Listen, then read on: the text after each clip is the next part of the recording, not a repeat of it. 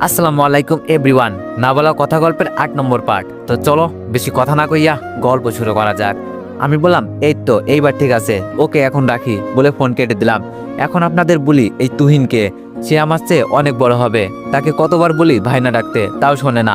যাই হোক, এখন তার পরিচয় দিই। সে একজন গরিব ঘরের সন্তান, সংসার চালাতে চুরি করত। একদিন সে চুরি করতে গিয়ে ধরা খেলো, তখন তাকে পাবলিকে অনেক মেরে রক্তাক্ত করে দিল। তা দেখে আমি দৌড়ে সবাইকে সরিয়ে তাকে হাসপাতালে নিয়ে গেলাম। ডাক্তার তাকে ড্রেসিং করিয়ে দিয়ে কিছু ওষুধ দিল। তারপর আমি তার কাছে গিয়ে তাকে বললাম, নাম কি তোমার ভাই? তুহিন মাথা নিচু করে আছে। আমি বললাম, তা এইসব কেন করো ভাই? তুহিন বলল, ভাই কি করব বলেন, পড়ালেখা করলাম কম্পিউটার সায়েন্স বিষয়ে, অনার্স করতে ভর্তি হয়েছিলাম। তার কিছুদিনের মাথায় বাবা মারা গেছে, মাও অসুস্থ, সংসারের ভার আমার উপরে, তাই পড়ালেখা শেষ হয়ে গেল। এখন আমি যেখানে ছোটখাটো চাকরির জন্য যাই না কেন, সেখানেই টাকা না হলে, মামা খালু না থাকলে চাকরি হয় না। আমার তো টাকাও নাই, মামা খালু নাই। আর অন্য কাজ করতে গেলে বলে তুমি এই কাজ করনি, তাহলে পারবে না।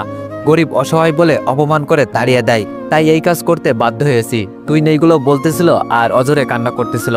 আমি বললাম, তাই এখন আপনি যদি আবার পড়েন তাহলে কি পড়বেন? তুই বলল, ভাই মজা করছেন, নিজের পরিবার চলে না আবার পড়ালেখা। আমি বললাম, তা পড়ছেন না তো বলেন এমনি। তুহিন বলল, আমার স্বপ্ন ছিল কম্পিউটার সায়েন্স নিয়ে পড়া, তার হলো কই। এখন যদি সুযোগ পাই একই বিষয়ের উপর পড়বো। আর এমনিতেই কিছু হ্যাকিং পারি, এসএসসি দিয়ে কম্পিউটার চালানো শিখেছিলাম, তার ফাঁকে ফাঁকে হ্যাকিংও। আমি বললাম, তাহলে আপনি এই কাজ না করে একটা কম্পিউটারের দোকানে কাজ নিতেন বা দোকান দিতেন। তুহিন বলল, এটাও চেয়েছি কিন্তু পারিনি। দোকানে গেলে বলে সার্টিফিকেট কই, সার্টিফিকেট ছাড়া চাকরি হবে না। আমি বললাম, তা তোমার কাছে সার্টিফিকেট নাই? তুহিন বলল, না। আমি বললাম, কেন? তুহিন বলল, যখন পরীক্ষা দিব তখন পরীক্ষা দিতে পারিনি টাকার জন্য, তখন পারিবারিক সমস্যা ছিল, তাই সার্টিফিকেট অর্জন করতে পারলাম না। আর সবাই চাই সার্টিফিকেট। আর দোকান দেওয়ার কথা বলছেন, তাতে প্রচুর টাকা লাগে ভাই, অনেকের কাছে টাকা চেয়েছি কিন্তু দেয়নি। আমি বললাম, ও তা আমি একটা কাজ দিব, আপনি করবেন? সে আমার দিকে তাকিয়ে একবার হাসি দিয়ে বলল, ভাই মজা করেন, আপনাকে দেখে মনে হচ্ছে আপনার নিজেরই তো একটা কাজের দরকার, আর আপনি আমাকে কাজ দিবেন? আমি বললাম, আপনি করবেন কিনা সেটা বলেন। তুহিন বললাম, তা কি কাজ দিবেন? আমি বললাম, এটা সেখানে গেলেই দেখতে পাবেন, তাহলে চলেন। এই বলে তাকে নিয়ে আসলাম আমার অফিসে এবং তাকে আমার পিএ হিসাবে যোগ দিলাম এবং আমার সংগঠনের লিডার। আসলে আমার একটা সংগঠন আছে যে ভালো কাজ ভালো মানুষের সাহায্য। তুহিনকে দেখলাম মোটামুটি মোবাইল, ফেসবুক, মেসেঞ্জার এগুলো হ্যাক করতে পারে। আর আমি ওই দিন সজীবের মোবাইল হ্যাক করতে তাকেই দিয়েছিলাম। সে এইসব দেখে আমার দিকে অবাক চোখে তাকিয়ে আছে। আমি বললাম, কিরে ভাই এমনভাবে তাকিয়ে আছো কেন? তুহিন বলল, আমি স্বপ্ন দেখছি নাকি বাস্তব? আমি বললাম, এটা বাস্তব। তুহিন বলল, আসলে আপনি এত বড় একজন মানুষ, তা এমন করে থাকেন কেন? আমি বললাম, তা অনেক কারণ আছে, শুনবি? তুহিন বলল, আমি বললাম, তাহলে শুন। এই বলে তাকে সব বললাম। আমার কথা শুনে সে বলল, ভাই আপনার জীবনে এত কষ্ট আপনাকে দেখে বোঝা যায় না। আমি একটা মুচকি হাসি দিয়ে তাকে বললাম, এখন থেকে পড়াশোনা করবে, বুঝলে? তুহিন বলল, তাহলে ভাই এত কাজ দায়িত্ব পালন কিভাবে করব? আমি বললাম, তোমার এখন কোনো কাজ নেই, আমি যখন যেটা বলবো সেটা করলেই হবে, এখন থেকে পড়াশোনা করবে। তুহিন বলল, কিন্তু? আমি বললাম, কোনো কিন্তু না, এই নিন আপনার অগ্রিম বেতন। এই বলে তাকে রেখে চলে আসলাম। সে আমার দিকে তাকিয়ে রইল। প্রথম দিনে কাজ দিয়ে অগ্রিম বেতন দিল 40,000 টাকা। এইসব ভেবে আবার হাসি দিয়ে বলল, আল্লাহ হয়তো আমার দিকে চেয়েছেন। এই বলে খুশি মনে সেও বাড়ি চলে গেল। আপনাদের বলতে বলতে অনেক রাত হয়ে গেল। আবির কল দিল, আমি রিসিভ করে বললাম, আসসালামু আলাইকুম, এত রাতে ফোন দিলি যে? আবির বলল, ওয়ালাইকুম আসসালাম। শোন, কাল তো শুক্রবার, কাল আর আমি মিলি ঘুরতে যাব সকালে, তাই তুইও আসবি। আমি বললাম, তোদের মাঝে আমি না থাকলে ভালো, তাই বলি কি? আর বলতে না দিয়ে আবির বলল, আমি কিছু শুনতে চাই না, তুই আসবি মানে আসবি, না হলে আমি তোর সাথে কথা বলবো না। এই বলে ফোন কেটে দিল। আপনারাই বলেন, আমি সিঙ্গেল মানুষ, আমি তাদের মাঝে গিয়ে কি করব? থাক এইসব ভাবা যাবে, এখন ঘুম দি। এই বলে ঘুম দিলাম। এইদিকে তানহা রুমে বসে আমার কথাগুলো ভাবতেছে, আসলে কি আমি নির্দোষ নাকি দোষী? না, আর ভাবতে পারছি না। আমি কাল কানিজের সাথে দেখা করব, সব শুনবো সে কি বলতে চেয়েছে। তাই আর দেরি না করে কানিজকে কল দিল। হ্যালো কানিজ, কি খবর, কেমন আছিস? রাত কেমন কাটলো? কানিজ লজ্জা পেয়ে বলল, যা এসব কি বলছিস, আলহামদুলিল্লাহ। তুই আর শোন, তুইও বিয়ে করে নে, তারপর বুঝবি কেমন কাটলো রাত, শালি। তানহা বলল, আমিও ভালো। আচ্ছা তুই কি কাল আমার সাথে দেখা করতে পারবি? অনেক দরকার তোর সাথে কথা বলার। কানিজ বলল, কেমনে সম্ভব, তুই বল, মাত্র বিয়ে হয়েছে আমার, আর এখন বাইরে কেমনে যাব?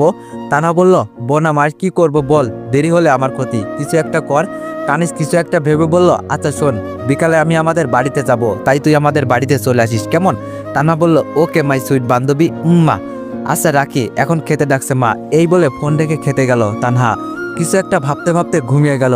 তো এভরিওয়ান, গল্পে যদি ভুল ত্রুটি থাকে সবাই একটু ক্ষমার দৃষ্টিতে দেখবেন আর ভুল ত্রুটিগুলা ধরিয়ে দিবেন আর বেশি বেশি কমেন্ট করবেন। এইদিকে ভোরে নামাজ পড়ে কিছুক্ষণ কোরআন তেলাওয়াত করে সাইদকে নিয়ে বাইরে হাঁটতে গেলাম। সকাল 8টা পর্যন্ত হেঁটে বাসায় আসলাম। রুমে গিয়ে ফ্রেশ হয়ে নাস্তা করে রেডি হয়ে পার্কে গেলাম। কিছুক্ষণ অপেক্ষা করার পর দেখলাম দূর থেকে আবির মিলির সাথে আরো 2 জন আছে। তাদেরকে দেখে আমি অবাক, এরা এইখানে কেমনে? এটা ভাবতে ভাবতে তারা সবাই আমার সামনে আসার পর আবির মিলির সাথে আসা 2 জন আমাকে দেখে অবাক হয়ে বলল, তুই এখানে? অনেক। এদের কথা শুনে মিলি বলল, কি তোমরা একে চিনো নাকি? ছেলেটা বলল, চিনবো না মানে? এর সাথে ছোটবেলায় একসাথে খেলেছি, আর চিনবো না? তখন আমি বললাম, তোরা এখানে কি করে আর মিলিকে কি করে চিনিস? মেয়েটি বলল, মিলি আমার ফুফাতো বোন। আমি বললাম, ও। তখন ছেলেটা বলল, তা তুই এখানে কেন? আমি বললাম, আমি এখানেই থাকি। তা তোরা ঢাকা থেকে কবে আসলি? ছেলেটা বলল, এই তো 1 মাস হলো। আপনারা তো কিছুই বুঝতে পারছেন না, তাই না? এরা আমার বন্ধু, আমার 1 বছরের ছোট হলো এরা। জুয়েল আর লিমা, এরা আমার ছোটবেলার বন্ধু প্লাস প্রতিবেশী ছিলাম। অনেক দুষ্টামি করতাম তখন 3 জন মিলে। তারা চাচাতো ভাই বোন, কিন্তু তারা একে অপরকে ভালোবাসে।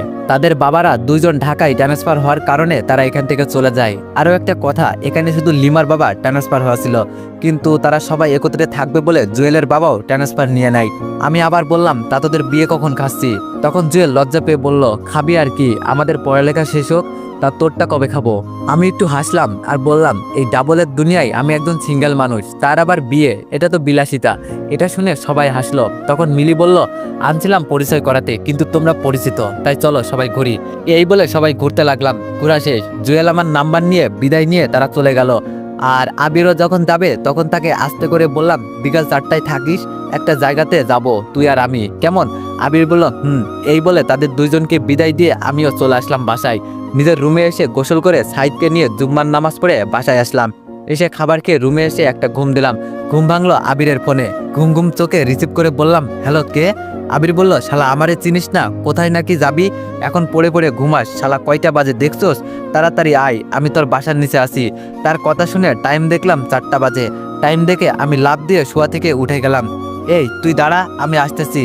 এই বলে তাড়াতাড়ি ফ্রেশ হয়ে রেডি হয়ে বাসার নিচে গেলাম। তখন আবির বলল, শালা কোথায় নাকি নিয়ে যাবি? আর সেই পড়ে পড়ে ঘুমাচ্ছে। নিজে বলে নিয়ে যাবে, তারই কোনো খেয়াল নেই। আমি বললাম, আমার কি তোর মতো লাং আছে নাকি যে সারাদিন খাইতে গেলে, বসতে গেলে, শুইতে গেলে, হাঁটতে গেলে কথা কমু? আমি সিঙ্গেল মানুষ, তাই ঘুমাই, বুঝলি? আবির বলল, ওই শালা লাং কাকে বললি? ও তোর ভাবি লাগে, বুঝতে পারলি? আমি বললাম, এখন বুঝলাম, এখন চল, দেরি হচ্ছে। এই বলে গাড়িতে উঠে একটা গোডাউনে আসলাম। তখন আবির বলল, কিরে এখানে আনলি কেন? আমি বললাম, চুপচাপ আমার সাথে চল। এই বলে গোডাউনে গেলাম। তুহিন আমার কাছে এসে বলল, অনেক তুমি এখানে? আমি বললাম, আমি এখানে। আবির তুহিনকে দেখে অবাক হয়ে বলল, কিরে এই ছেলেটা এখানে কি করে? এ তো কাল আমাদের ক্লাসে দেখলাম। আমি বললাম, এইটুকুতে যদি অবাক হোস তাহলে আরেকজনকে দেখলে মনে হয় মাথা ঘুরবে। এই বলে দরজা খুললাম আমি। আর ভিতরে যাকে বাঁধা অবস্থায় দেখলো আবির, তা দেখে তো আবির অবাক। বাঁধা ছেলেটা আমাদেরকে দেখেও অবাক। আবির বলল, এতে এইখানে কেন? তখন ছেলেটি বলল, তোরা এইখানে? তার মানে তোরা আমাকে কিডন্যাপ করেছিস? ছাড়বো না তোদেরকে আমি, একবার হাতটা খোল, এইখান থেকে বের হতে দে। তখন আমি বললাম, আরে কুল কুল বেবি। আবিরকে উদ্দেশ্য করে বললাম, তাকে আমি এখানে ধরে এনেছি। আবির বলল, কেন, সে কি করেছে? আমি বললাম, শুনবি তাহলে শুন। এই বলে তাকে বলতে লাগলাম। এই শাহিন আছে না, তার বাপ হলো এই শহরের নামকরা টপ 2য় নাম্বার বিজনেসম্যান সেকেন্দার গ্রুপের মালিক, মানে সেকেন্দার চৌধুরী হোসের বাবা। আবির বলল, কি? তা সে কি করছে? আমি বললাম, বলছি। তখন আমার বাবার কোম্পানি ছিল টপ নাম্বার 1 মিনাস গ্রুপ অফ ইন্ডাস্ট্রি। এটা এখন বর্তমান আমার চাচা কোনো মতে চালায়। আব্বু আমাকে খালার বাসায় রেখে আসলো যেই দিন, সেই দিন একটা মিটিং ছিল আমার আব্বুর, যেখানে একটা প্রজেক্ট ছিল প্রায় 50 কোটি টাকার। সেখানে দেশের বড় বড় বিজনেসম্যান থাকবে, তবে ডিলটা পাওয়ার সম্ভাবনা ছিল সেকেন্দার, না হয় আমাদের কোম্পানি। যদি আমার আব্বু মিটিংয়ে না যায় তাহলে প্রজেক্টটা পাবে সেকেন্দার। চিন্তা করছে কিভাবে প্রজেক্টটা যেন সে পায়। আমাদের সম্পত্তির উপর লোভ ছিল সেকেন্দারের। আর তখন তার কাছে খবর ছিল আমার আব্বু নাকি তার আত্মীয়র বাসায় গেছে তার ছেলেকে রাখতে। এটা শুনে সেকেন্দার মনে মনে বলল, এই সুযোগ তার সম্পত্তি হাতিয়ে নেওয়ার। তাই তার লোকদের বলল, আমার বাবা আসার সময় তাকে মেরে দেয়। এটা অ্যাক্সিডেন্টের রূপ দিবি, আর শোন, মরার আগে এই পেপারগুলোতে স্বাক্ষর করে নিবি। আর যখনই আমাকে খালার বাসায় রেখে আসে, তারপর তারা আমাকে খালার বাসায় রেখে চলে যাওয়ার সময় আমার আব্বু আম্মুকে সাহায্য চাওয়ার নাটক করে গাড়ি দাঁড় করিয়ে তারপর খুন করে। তার আগে পেপারে স্বাক্ষর নিতে চেয়েছিল, কিন্তু আমার আব্বু বলেছে, আমার সম্পত্তির মালিক আমার ছেলে, তার বয়স যখন 22 বছর হবে তখন তার হবে সম্পত্তি। আর তার আগে যদি মারা যায় তাহলে এতিমখানায় যাবে। এরপর বাবা মাকে খুন করে অ্যাক্সিডেন্টের রূপ দেয়, কিন্তু কেউ জানতো না যে এটা একটা খুন ছিল, আর সেই খুন করেছে এই শাহিনের বাপ সেকেন্দার। এইসব বলে কান্না করে দিলাম। তখন আবির এইগুলো শুনে দেখি আবিরের চোখেও পানি। সে পানি মুছে বলল, তা তুই কিভাবে জানলি, আর শাহিনকে কেন এখানে আনলি? আমি বললাম, বলছি, তোর উপর যে হামলাটা হয়েছে সেটা কিন্তু এই শাহিন করেছে, এবং আমাদের দুইজনকে একসাথে গান পয়েন্টে রেখেছিল। তা আমি দেখে তোকে সরিয়ে দিলাম, কিন্তু আমি সরতে পারিনি, আর আমি জায়গা থেকে সরে যাওয়ার কারণে গুলিটা বুকে না লেগে হাতে লাগলো। আর তখন আমি সেখানে শাহিনকে দেখতে পেলাম, তাই আমার লোক দিয়ে তাকে ধরে এনে অত্যাচার করে সব কথা বের করছি। আবির বলল, তা তোকে শাহিন কিভাবে চিনতো? আমি বললাম, আসলে আমার বাবা মারা যাওয়ার পর থেকে সেকেন্দার আমার উপর নজর রাখছে। কখন আমার বয়স 22 হবে, যখন জানতে পারে আমার বয়স এখন 22, তখন সে আমাকে মারার প্ল্যান করে। আর সে আরও জানতে পারে যে আমি তার ছেলের কলেজেই পড়ি, তাই সে তার ছেলেকে আমার পিছনে লাগিয়ে দিল। আবির বলল, তা এখন তাকে কি করবি? আমি বললাম, এখন তার বাবাকে কল দিব আর এই জায়গাতে আসতে বলবো।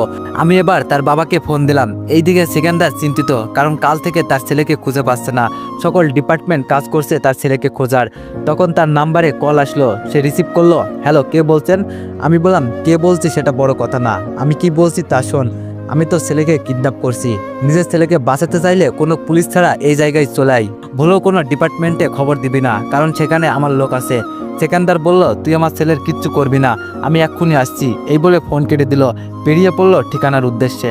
আমি আবিরকে বললাম, মামা, তোর এখানে থাকা ঠিক হবে না, তুই যা। আবির বলল, না, আমি যাব না তোকে ছাড়া। আমি তাকে অনেক জোরাজোরি করে এইখান থেকে পাঠিয়ে দিলাম। তার কিছুক্ষণ পর সেকেন্দার আসলো। আমার ছেলে কোথায়, আমার ছেলে কোথায় বলতে বলতে রুমে ঢুকলো। তার ছেলেকে বাধা দেখে সে আর কিছু খেয়াল না করে দৌড়ে তার ছেলের কাছে গিয়ে দড়ি খুলতে লাগলো। সেকেন্দার বলল, তোর কিছু হবে না বাবা, এই তো আমি এসে গিয়েছি, দেখ তার ছেলে ঢুলতেছে, কারণ অনেক মেরেছি। তখন আমি বললাম, আরে আরে, এত তারা কিসের? এটা শুনে সেকেন্দার পিছনে ফিরে দেখলো আমি। সেকেন্দার বলল, এই তুই এখানে, তার মানে এই কাজ তুই করেছিস? আমি বললাম, সেকেন্দার, আমি করেছি। সেকেন্দার বলল, তোর এত বড় সাহস আমার ছেলেকে কিডন্যাপ করা? শালা, তুই আজ এইখান থেকে বেশি ফিরবি না। যেইভাবে তোর বাবা মাকে মেরেছি সেইভাবে আজ তোকে মারবো। তখন আমি হেসে বললাম, তুই এখন আমার এলাকায়, বুঝলি, এখানে আমার ইশারায় চলে সব। আর তার চেয়ে বড় কথা, তুই একা, মারা তো দূরে থাক, আমার চুলটাও ছিঁড়তে পারবি না। সেকেন্দার হেসে বলল, তুই এত বোকা কেন? তুই জানিস না এই সেকেন্দার কাঁচা খেলা খেলে না? তুই যখন আমাকে কল দিয়েছিলি আর বললি পুলিশ যেন না জানে, তখন আমিও বুঝে গেছি পুলিশে তোর লোক আছে, তাই আমি আমার লোক নিয়ে আসছি। আর তোর পুরো এরিয়া এখন আমার দখলে। দেখবি একটা ইশারায় লাশ পড়বে, দেখবি, এই দেখ। এটা বলতেই একটা লাশ পড়লো। লাশ পড়ার আওয়াজ শুনে সেকেন্দার ও তার ছেলে হাসতে হাসতে আমার দিকে তাকালো, আর দেখলো আমি মুস্কি মুস্কি হাসছি। এটা দেখে সেকেন্দার লাশের দিকে তাকালো আর দেখলো এটা তারই পোলাপান। এটা কি করে সম্ভব? আমি একটু হেসে বললাম, তুই হয়তো কাঁচা খেলা খেলোস না, আর আমি পাকা খেলা খেলি না, আমি খেলি ডাইরেক্ট খেলা, বুঝতে পারলি? এখন তোর কোনো ছেলে বেঁচে নাই, এখন তোর মৃত্যু আমার হাতে লেখা। এই বলে হাসতে লাগলাম। তখন সেকেন্দার আমার পায়ে পড়ে বলতে লাগলো, প্লিজ আমাকে ক্ষমা করে দে। এই তোর কি লাগবে বল, আমি সব তোকে দিব, টাকা সম্পত্তি সব দিব, শুধু আমাকে ক্ষমা করে দে, আমার জীবন ভিক্ষা দে। আমি বললাম, বুঝলি, আমার বাবা মাও এমন করেছে হয়তো, কিন্তু তোর লোকেরা ছাড়লো না। একজন ছেলেকে এতিম বানিয়ে দিলি তুই শুধু স্বার্থের জন্য, আর আমি কেন ছাড়বো তোকে? যা এখন কবরে গিয়ে সম্পত্তির হিসাব করিস। এই বলে গান দিয়ে শাহিন আর সেকেন্দারকে মেরে দিলাম। আর তুইনকে বললাম, শোনো, লাশগুলো এমনভাবে ঠিকানা লাগাবে যাতে কেউ বুঝতে না পারে। তুইন বলল, আচ্ছা, তুমি চিন্তা করো না, এখন সন্ধ্যায় এসে বাড়িতে যাও। আমি আর কথা না বাড়িয়ে বাসায় চলে আসলাম। রুমে গিয়ে ফ্রেশ হয়ে পড়তে বসলাম। এইদিকে তানা আকিকে নিয়ে সন্ধ্যায় কানিজের বাসায় এসে কলিং বেল দিল। তখন কানিজের মা দরজা খুলে বলল, আরে তানা যে, ভিতরে এসে বসো। তারা দুইজন ভিতরে এসে সোফায় বসলো। তখন কানিজের মা বলল, তা তোমার সাথে এটাকে? তানা বলল, আন্টি আমার বান্ধবী। তা কানিজ কোথায় আন্টি? কানিজের মা বলল, ও, সে তার রুমে। তা তোমরা বসো, আমি নাস্তা নিয়ে আসি তোমাদের জন্য। তানা বলল, না আন্টি, এখন খাবো না, আমরা বরং কানিজের কাছে যাই, কেমন? কানিজের মা বলল, আচ্ছা যাও, আমি সেখানে নাস্তা পাঠিয়ে দিবনি। তানা আর কিছু না বলে কানিজের রুমে গেল। কানিজ বলল, কিরে তুই আসলি, তা তোর পাশের জনকে বান্ধবী? তানা বলল, তা কেমন আছিস? কানিজ বলল, ভালো, তুই? তানা বলল, আছি কোনো মতো। কানিজ বলল, কেন, কি হলো তোর? তানা বলল, কিছু না। আচ্ছা দুলাভাই কই, দেখছি না যে? কানিজ বলল, বাবার সাথে নাকি কোথায় গেছে। তানা বলল, ও আচ্ছা, যে কারণে তোর কাছে আসলাম। কানিজ বলল, বল কি কারণ? তানা বলল, অনেকের ব্যাপারে কিছু জানিস নাকি তুই? কানিজ বলল, কিছুটা জানি। তা কেন, তার ব্যাপারে খোঁজ নিচ্ছিস কেন? তানা বলল, দরকার আছে তাই। বল না আমায় প্লিজ তার ব্যাপারে। কানিজ বলল, তোকে সেই দিন বলতে চেয়েছি কিন্তু শুনলি না, এখন কেন আসলি?